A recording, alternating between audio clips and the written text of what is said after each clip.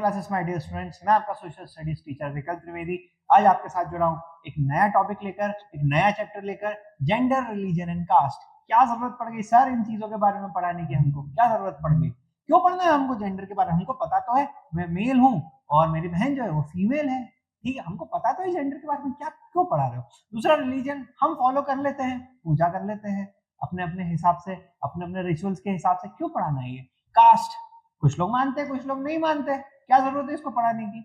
लेकिन ये तीनों चीजें जितनी सिंपल तुमको दिख रही है, ये उतनी सिंपल होती नहीं है। मैं अगर तुम्हें बोलूं कि ये तीन जो टर्म्स है, ये तीनों टर्म्स जो है, ये एक नेशन की आइडेंटिटी को बनाने में, एक नेशन को एक अच्छा कंट्री बनाने में, पॉलिटिकली और हम बोल सकते हैं कि सोशियोलॉजिकली कितना बड़ा रोल प्ले करते हैं, इस चैप्टर के थ्रू हम समझेंगे। और चैप्टर के एंड तक तुम समझ जाओगे कि ये तीन जो टर्म्स है, ये नॉर्मल तीन टर्म्स नहीं है, इसका हमारे कंट्री पर कितना बड़ा इम्पैक्ट पड़ता है। So let's start. तो पहला हमारा टॉपिक है gender and politics. Gender and politics, क्या मतलब होता है जेंडर एंड पॉलिटिक्स का, है ना? क्या मतलब होता है सर जेंडर एंड पॉलिटिक्स? फिर आप वही बात कर रहे हो जेंडर एंड पॉलिटिक्स क्यों? जेंडर जेंडर का क्या लेना देना पॉलिटिक्स से? हमारी तो फाइनेंस मिनिस्टर ही फीमेल है ना? हमारे प्राइम मिनिस्टर जो है वो मेल है, हमारे फाइनेंस मिनिस्टर फीमेल है। ऐसे तो बहुत सारी चीजें होती है सर, कई लोग जो होते हैं, कई फीमेल्स जो होती है वो भी तो पॉलिटिशियन होती है, तो क्यों पढ़ा रहे हो अलग से gender and politics? Gender and politics का मतलब सिर्फ ये नहीं होता कि हमारे फाइनेंस मिनिस्टर जो है वो फीमेल हो गई, हमारे प्राइम मिनिस्टर मेल हो गए, तो बस जेंडर इक्वालिटी हो गई। ये कई लेवल्स पे काम करता है। कैसे काम करता है मैं बताता हूँ एग्जांपल से, ठीक है? सेक्सुअल डिवीजन ऑफ लेबर, क्या सेक्स मतलब जेंडर के हिसाब से हमने लेबर का क्या कर दिया, डिवीजन कर दिया। कैसे कर दिया है देखो, a system where women handle inside work and men handle outside work. एक ऐसा सिस्टम जहां पर फीमेल्स को फैमिली या घर का काम करवाना, सिर्फ फैमिली या घर का काम करना ही अलाउड है, मतलब being a housewife he allowed है, और मेन जो है वो कहां पर जाते हैं, बाहर जाते हैं काम करने, ठीक है? ये वही है पॉलिटिक्स। क्यों भाई फीमेल्स नहीं कर सकते बाहर का काम? क्यों भाई फीमेल्स नौकरी करने नहीं जा सकती? इसमें तो पॉलिटिक्स है ना। इसमें तो आप सीधे सीधे क्या बोल रहे हो कि फीमेल्स जो है उनको तो घर पे ही रहना चाहिए। क्यों रहना चाहिए भाई? तो ये होता है जेंडर एंड पॉलिटिक्स की क्या हम एक रोल जो है, एक सोशल रोल जो है, एक इकोनॉमिकल रोल जो है, वो हम क्या करते हैं, सिर्फ जेंडर के हिसाब से डिवाइड कर देते हैं कि फीमेल है, लड़की है तो ये नहीं करेगी, लड़का है तो ये करेगा, लड़की है तो ऐसा ऐसा नहीं कर सकती, लड़का है तो इसको ऐसी ही चीजें करनी पड़ेगी, ठीक है? तो इसको बोलते हैं जेंडर एंड पॉलिटिक्स, कि हमने एक पर्टिकुलर जेंडर को एक पर्टिकुलर रोल में क्या कर दिया है, डिसाइड करके रख दिया है कि ये ऐसा ही करेगा जेंडर और ये जेंडर ऐसा ही करेगा। Like female will do only work of home, work from नहीं बोल रहा हूं मैं, वर्क ऑफ होम, कि घर का जो काम है वही करेगी, और मेन जाएंगे बाहर काम करने, ठीक है? इनइक्वालिटी वाली बात है, एग्री करते हो? हाँ बिल्कुल है। तो इसके लिए क्या हुआ, रिजल्टेड, इसके कारण क्या हुआ, resulted in women's role in being minimised in public life despite constituting half of the population. Women जो है ना, फीमेल जो है वो हाफ पॉपुलेशन है और हाफ जो है वो मेल है, सीधा सा ऐसा, ठीक है? तो अब ये वाला जो रूल है ना कि हम क्या करेंगे, फीमेल्स जो है सिर्फ घर का ही काम करेगी और मेल जो है वो क्या करेंगे, बाहर का काम करेंगे। तो इसके कारण फीमेल का रोल सिर्फ इतना रह गया कि इनको क्या करना है, घर का काम करना है, और तो कुछ करना नहीं इनको, इनको और कुछ आता भी नहीं और कुछ कर भी नहीं सकती। ये मिसकंसेप्शन फैल गया फीमेल के बारे में, जबकि फीमेल को भी बाहर का काम आता है, बाहर का काम कर सकती है, they are also well educated, नहीं है तो एजुकेशन या स्किल एक्वायर कर सकती है, और बराबरी से मेल्स के साथ क्या हो सकती है, खड़ी हो सकती है, कंधे से कंधा मिलाकर, ठीक है? तो लेकिन ये वाला जो कल्चर था कि हमने क्या करा, जेंडर डिवीजन कर दिया लेबर का, कैसे कर दिया, मेल्स बाहर जाएंगे, फीमेल्स घर पे रहेगी, घर का काम फीमेल संभालेगी, बाहर का काम मेल संभालेंगे। तो इसके कारण क्या हुआ, फीमेल की ऐसी इमेज बन गई, फीमेल्स की ऐसी इमेज बन गई कि हमको फीमेल्स को क्या है, सिर्फ घर के काम के लिए है, वो बाहर जाके नौकरी वगैरह नहीं कर सकती। हालांकि मॉडर्न टाइम में आ गए हम, तो ये जो है चीजें टूटती जा रही है और तेजी से टूट रही है, जो बहुत अच्छी बात है, ये चीजें टूट रही है, ठीक है? फेमिनिस्ट मूवमेंट्स, तो इसके लिए क्या हुआ कि ये जो जेंडर रोल तुमने असाइन कर दिए हैं ये तो गलत है, जिसको जो चाहे वो कर सकता है, तो फीमेल्स क्यों नहीं कर सकती? तो इसके लिए आए फेमिनिस्ट मूवमेंट्स। क्या है इसके लिए फेमिनिस्ट मूवमेंट्स? कि females are equal to men, they can also do the work which a male can do, मतलब वो भी सारा वो काम कर सकती है जो एक मेल कर सकता है, एक मैन कर सकता है, ठीक है? और इसलिए वो क्या है, मेल्स के इक्वल है।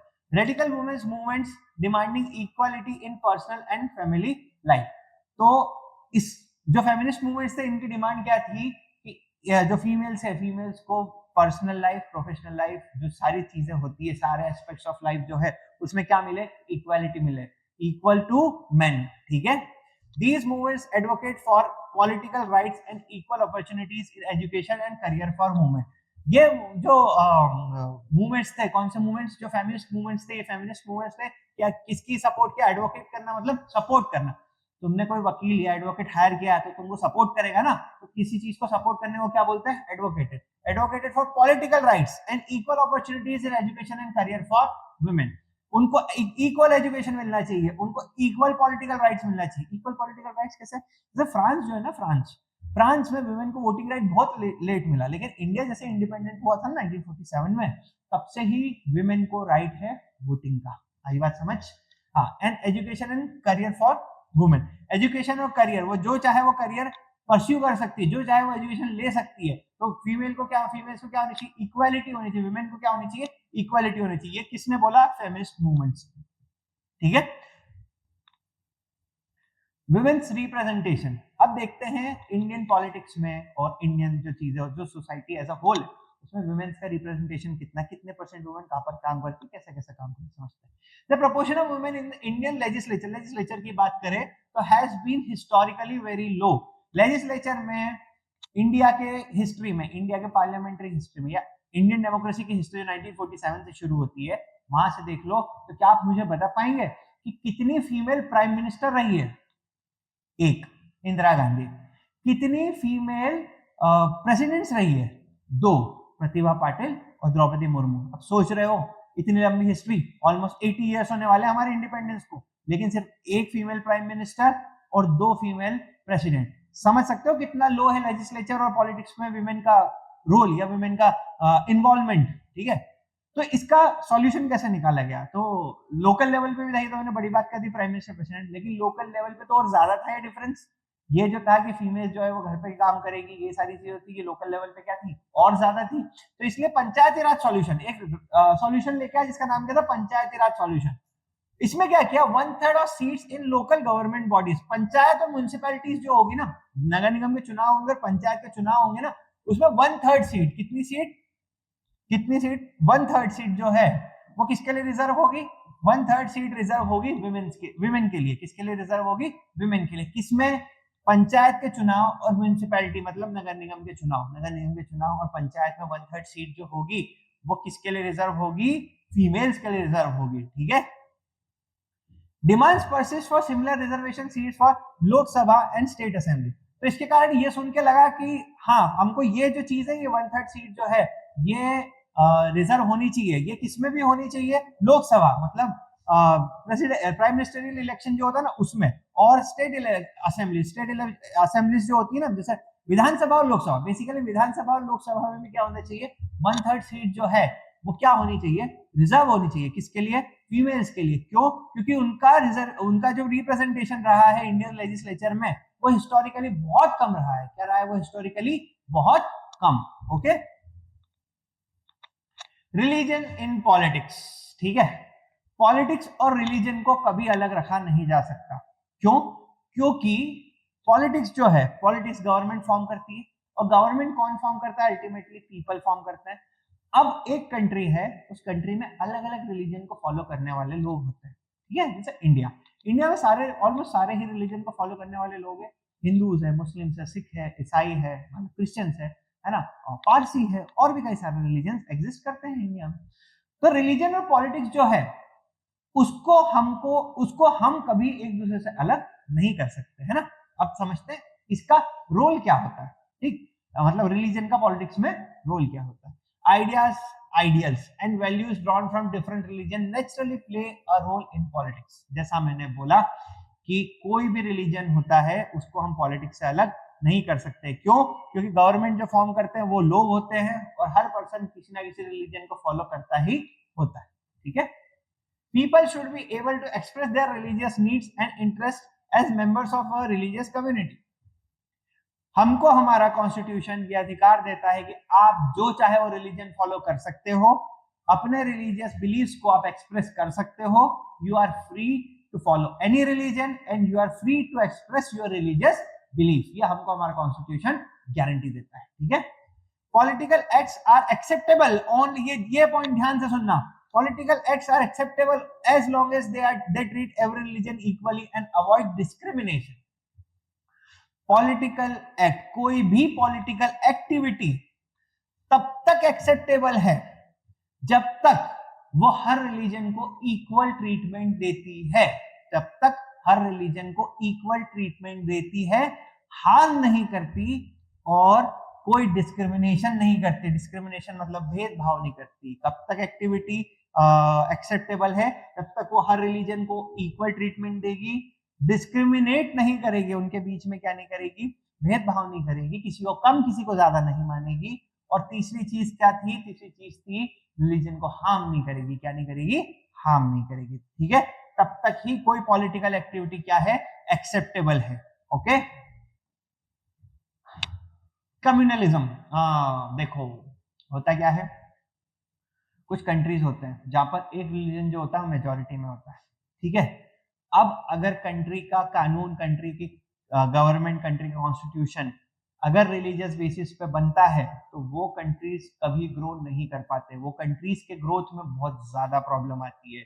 आपको एक चीज रिमाइंड करो, पावर शेयरिंग पढ़ा था हमने, पावर शेयरिंग में सिंघली जो स्पीकर्स थे, सिंघली स्पीकर्स बुद्धिस्ट रिलीजन को फॉलो करते थे, तो रिलीजियस और लैंग्वेज बेसिस पे, रिलीजियस और लैंग्वेज मेजॉरिटी पे उन्होंने एक कंट्री बनाने की कोशिश करी, लेकिन वो फेल हुए थे, याद है ना। 2009 तक सिविल वॉर चला था उनका, 2009 में जाके सिविल वॉर खत्म हुआ and that country Sri Lanka is still not a stable country, वो अभी भी एक स्टेबल कंट्री नहीं है, ठीक है।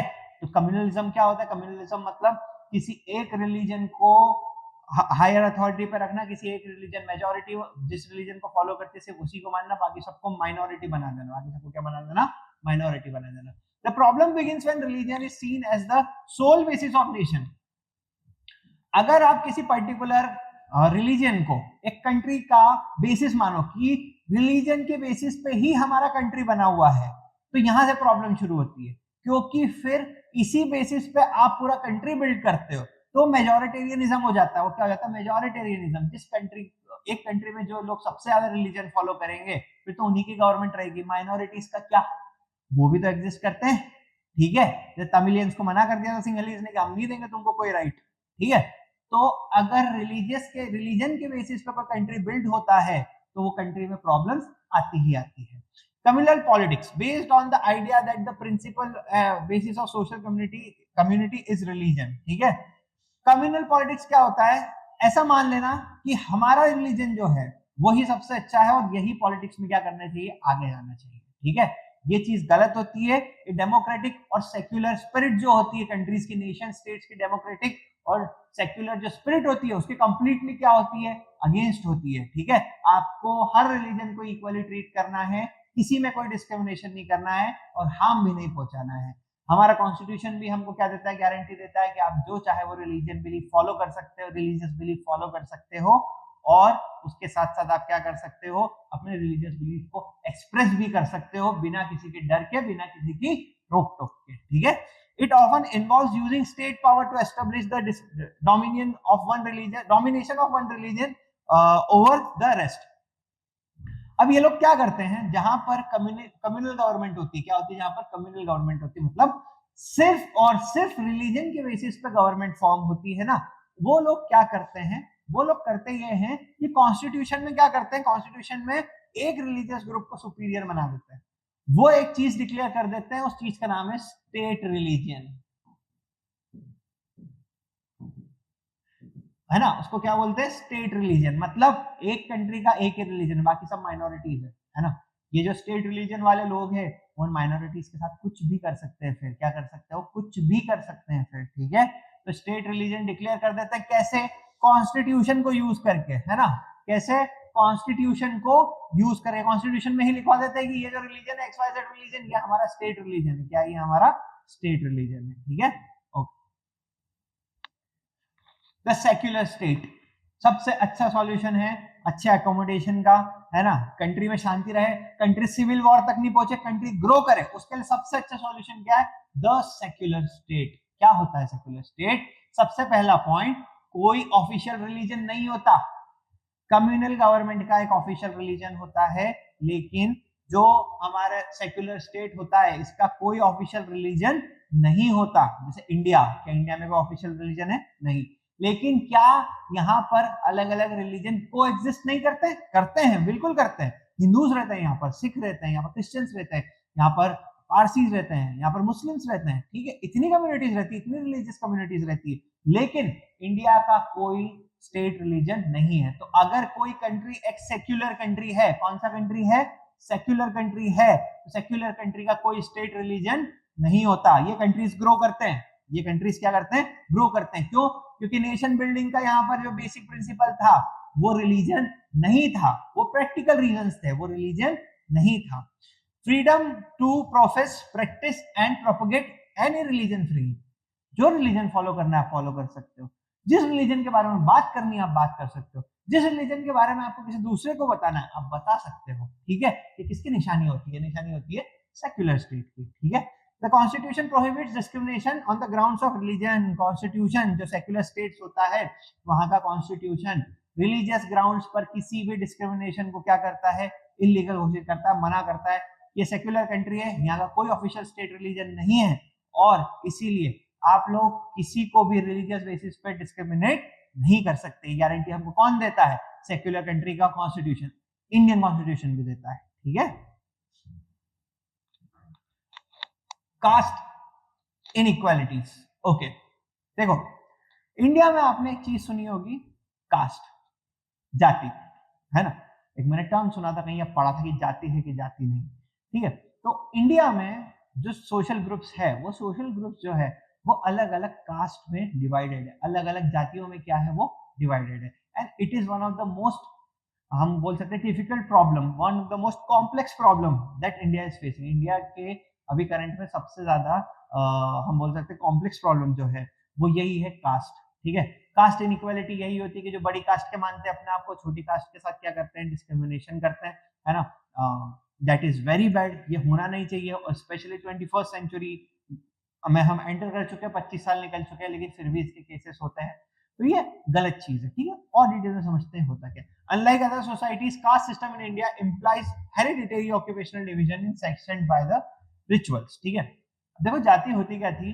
अगर एक पर्सन जो है वो कोई काम कर रहा है, ठीक है, उसने एज अ प्रोफेशन कोई काम चुना, ठीक है, वो काम कर रहा है, तो उसका बेटा जो होगा वो उस काम को करे नहीं करे, लेकिन वो उसी जाति का हो जाता था, उसी कास्ट का हो जाता था, भले ही वो उस काम को करे या ना करे। तो धीरे धीरे क्या होने लगा कि धीरे धीरे ऐसे बहुत सारे ग्रुप्स बनने लगे कि ऑक्यूपेशन के बेसिस पे जो होता था कि ऑक्यूपेशनली मैं अगर कुछ हूं तो ही मैं वो कहलाऊंगा, लेकिन धीरे धीरे क्या होने लगा कि मेरे बाद जो मेरी जनरेशन आई वो काम, वो जो मैं काम करता था वो करे या ना करे, लेकिन वो उसी ऑक्यूपेशन के बेसिस पे उनकी क्या बना दी गई? कास्ट बना दी गई, जाति बना दी गई। That was wrong. The constitution outlawed untouchability, caste based discrimination. बहुत अच्छी बात करी थी हमारे कॉन्स्टिट्यूशन ने। अब कुछ higher caste, so called higher caste जो लोग होते हैं, वो बोलते हैं कि जो लोअर कास्ट है दे आर अनटचेबल, इनको छूना नहीं चाहिए, उनको एजुकेशन नहीं देना चाहिए, उनको ऐसी कोई भी एक्टिविटी में शामिल नहीं करना चाहिए जो हायर कास्ट लोग करते हैं, ठीक है। तो हमारे कॉन्स्टिट्यूशन ने बोला नहीं, हम सेक्युलर कंट्री है, हम कॉन्स्टिट्यूशन से चलने वाले कंट्री है, तो इसीलिए उन्होंने क्या करा कि जितने भी डिस्क्रिमिनेशन थे उतने सारे डिस्क्रिमिनेटरी चीजों को क्या कर दिया? अबॉलिश कर दिया। अनटचेबिलिटी जो है इसको भी अबॉलिश करो, अनटचेबिलिटी को क्या करो? अबॉलिश करो, हटाओ इसको। कास्ट डिस्क्रिमिनेशन जो है इसको भी क्या करो? हटाओ। ये सारी चीजें जो लोगों के बीच में भेदभाव फैला रही थी, कॉन्स्टिट्यूशन ने उनको क्या कर दिया? सब खत्म कर दिया। हाउएवर डिस्पैरिटीज परसिस्ट, कॉन्स्टिट्यूशन के खत्म करने के बाद भी सोशली ये चीजें अभी भी प्रैक्टिस में है। जब तक हम खुद नहीं ठानेंगे कि हम किसी के साथ भेदभाव नहीं करेंगे, सब इक्वल है, तब तक ये चीज खत्म नहीं होनी है, ठीक है। और ये चीज इंडिया के लिए बहुत खराब है, ये चीज जल्दी से जल्दी सोशली भी क्या होनी चाहिए? खत्म होनी चाहिए, ठीक है। कॉन्स्टिट्यूशन ने तो बोल दिया, लेकिन लोग नहीं माने तो क्या करें? सोशली ये प्रॉब्लम्स अभी भी एग्जिस्ट करती है, और इसका सॉल्यूशन हमको जल्दी से जल्दी निकालना पड़ेगा। और वो उसी से निकल सकता है कि लोगों को अवेयर किया जाए, लोगों को एजुकेट किया जाए, ठीक है, इस बारे में। कास्ट इन पॉलिटिक्स के अगले पॉइंट है, parties choose candidates keeping the caste composition of the electorate in minds. देखो अब ये जो कास्ट है ना, इनको पॉलिटिकल पार्टीज क्या करती है, एक्सप्लॉइट करती है। मैं तो ये बोलूंगा कि वो क्या करती है, एक्सप्लॉइट करती है। कैसे एक्सप्लॉइट करती है? मान लो एक एरिया है, एरिया जे, क्या नाम है उसका, एरिया जे, ठीक है। इस एरिया में कास्ट ए के लोग, कास्ट ए के लोग जो है वो क्या है, ज्यादा है। क्या है, कास्ट ए के लोग ज्यादा है। तो जो पॉलिटिकल पार्टीज है ना, यहाँ से जो अपना कैंडिडेट खड़ा करेगी ना, वो इसी कास्ट का खड़ा करेगी। क्या करेगी, वो इसी कास्ट का खड़ा करेगी। तो पॉलिटिकल पार्टीज ये कास्ट को बहुत ज्यादा एक्सप्लॉइट करती है। क्या करती है, कास्ट जो डिस्क्रिमिनेशन है हमारे यहाँ, इसको पॉलिटिकल पार्टीज क्या करती है, बहुत ज्यादा एक्सप्लॉइट करती है। आया समझ? एक एरिया है, इस एरिया से, इस एरिया में कास्ट ए के लोग ज्यादा रहते हैं, तो कास्ट ए के लोगों के बीच में से या कास्ट ए का ही व्यक्ति पॉलिटिकल पार्टीज क्या करती है, वहां से लड़ाती है, चुनाव लड़ाती है, ठीक है। Political parties make appeals to caste sentiments, appeals to caste sentiments to muster support. अब ये बोलती है कि हम आपके जो कास्ट है, हम उसके साथ पूरी तरह खड़े हुए हैं, आपकी कास्ट के साथ ये चीज हुई, आपकी कास्ट के साथ वैसा हुआ, ऐसा, और जो हमने कैंडिडेट भी खड़ा करा आपके एरिया से, वो आप ही की कास्ट का है, तो उस बेसिस पे वोट दे दो। कास्ट के बेसिस पे अगर वोट देने गए लोग, ठीक है, दे भी देते हैं, अगर कास्ट के बेसिस पे वोटिंग होने लगी, तो ये कंट्री की डेमोक्रेसी जो है उसकी स्पिरिट के अगेंस्ट हो जाएगा, ठीक है। क्योंकि वोट देते टाइम हमको ये देखना है कि क्या हमारी प्रॉब्लम्स जो हमारा रिप्रेजेंटेटिव होगा वो सॉल्व कर पाएगा, वो हायर लेवल तक लेके जाएगा, ना कि उसकी हमें क्या देखनी है, कास्ट देखनी है। तो लोगों को पॉलिटिकल पार्टीज ये अपील करती है कि हमको क्या करना है, ये देखो हमने तो आपकी ही कास्ट का क्या कर दिया है, कैंडिडेट खड़ा कर दिया, तो इसी को वोट देना। That is completely wrong. हमको वोट किस बेसिस पे देना है, पर्सन के काम करवाने की एबिलिटी के बेसिस पे, ठीक है। Reality check. No single caste is majority in any parliamentary constituency. So no party wins on caste alone. अब देखो, अब ये एरिया जे में क्या सिर्फ कास्ट ए के लोग रहते होंगे, या कास्ट बी, सी, डी, ई और एफ तक के भी लोग रहते होंगे? तो ऐसा जरूरी नहीं है कि पॉलिटिकल पार्टी सिर्फ कास्ट के बेसिस पे क्या जीत जाए, इलेक्शन जीत जाए। लेकिन कास्ट के बेसिस पे, कास्ट के सेंटिमेंट्स को यूज करके, कास्ट डिस्क्रिमिनेशन को एक्सप्लॉइट करके वोट मांगना भी क्या है, गलत है। Politics also influence the caste system by bringing caste identities into political arena. ठीक है, अब ये वही, जैसे एक कास्ट है जिसको लोअर कास्ट माना जाता है, उसके कैंडिडेट्स को अपनी पार्टी में शामिल करते हैं, बोलते देखो हमने तो लोअर कास्ट है उसको शामिल करा है, हम कितने अच्छे हैं।